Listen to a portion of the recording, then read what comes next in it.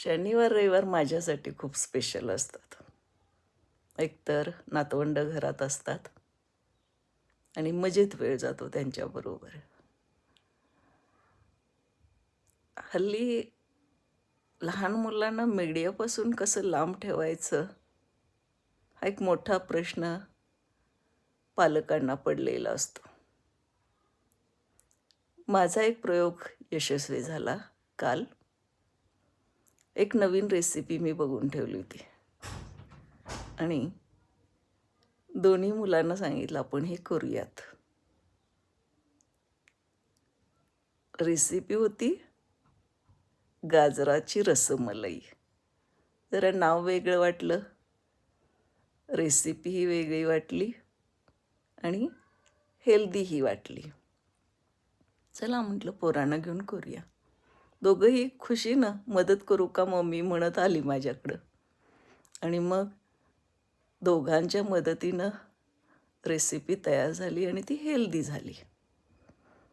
मधले जे 3-4 तास ह्या रेसिपीसाठी प्रिपरेशन करण्यासाठी गेले, तेवढ्या वेळात मुलांना टीव्ही किंवा मोबाईल बघणं अजिबात आठवलं नाही, इतके त्या कामात गुंग झाले होते.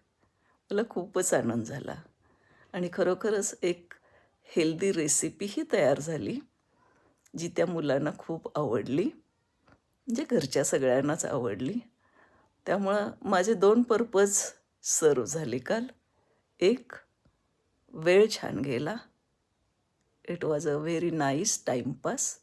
दुसरं, मुलांना एका वेगळ्या कामात गुंतवून ठेवू शकले. आणि तिसरं म्हणजे सगळ्यांनाच ती हेल्दी आणि tasty, yummy, delicious recipe taste करून खूपच आनंद झाला.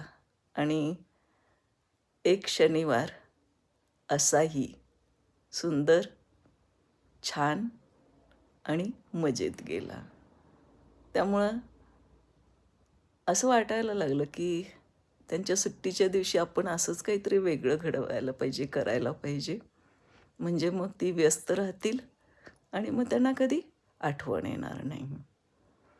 आज आयुषला मी गार्डनमध्ये घेऊन गेले आणि वेगवेगळ्या त्याच्याबरोबर खेळताना त्यानं ज्या ट्रिक्स वापरल्या, त्या बघितल्यानंतर मला कळालं, की नेक्स्ट जनरेशन